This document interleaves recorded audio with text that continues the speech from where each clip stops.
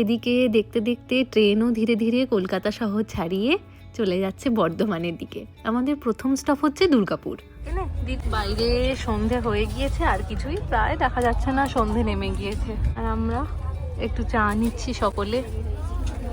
চায়ের সাথে কিছু নিবি? ঝালমুড়ি খাবে? চায়ের সাথে ঝালমুড়ি খাবে? বাঙালির আড্ডা জমানোর জন্য চা কিন্তু একেবারে দরকারি। আর শুধুমাত্র চা খেলে কি আর হয় বলুন? ট্রেনে করে যাচ্ছি, তাই সাথে একটু ঝালমুড়ি। সেটাই তো, খাবার চলে এসেছে। আর কিছুক্ষণ ওয়েট করে গেলে হতো। মনে হচ্ছে তখন আবার খিদে পেয়ে গেছে ভাবছি। আমরা যখন চা ভেলপুরি নিয়ে গল্পে ব্যস্ত, তখন দেখি ট্রেনের কর্মীরা স্ন্যাক্সের ট্রে নিয়ে আসেন।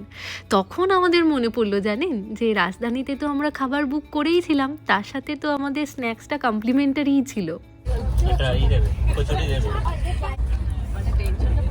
আচ্ছা, দাদা খুলবে, কারণ আমাদের সকলের পেট ভর্তি।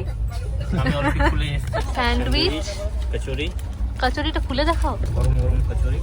বাহ, একটা কামড় দিয়ে দেখাও। পেটটা পুরো ভরে গেল। হ্যাঁ, মিল্ক নাট, আচ্ছা, আর সস। বাহ, স্যান্ডউইচ দিয়ে খাওয়ার জন্য চায়ের কি চা কাপ নেই, এটাই খাবো। ভালো অল্প না খাওয়ার জন্য এগুলো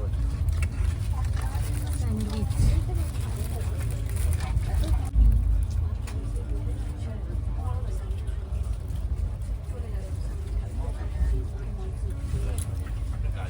গাজর খেতে। চলুন, খাওয়া দাওয়ার পর আমি এখানে বসেছি সকলের জন্য চা বানাতে। দেখো, তোমার কারো লিকার বানাচ্ছি, শুধু আদাটা দিয়ে দিলেই হতো। চা বানিয়েছে 2-3 জনের সাথে।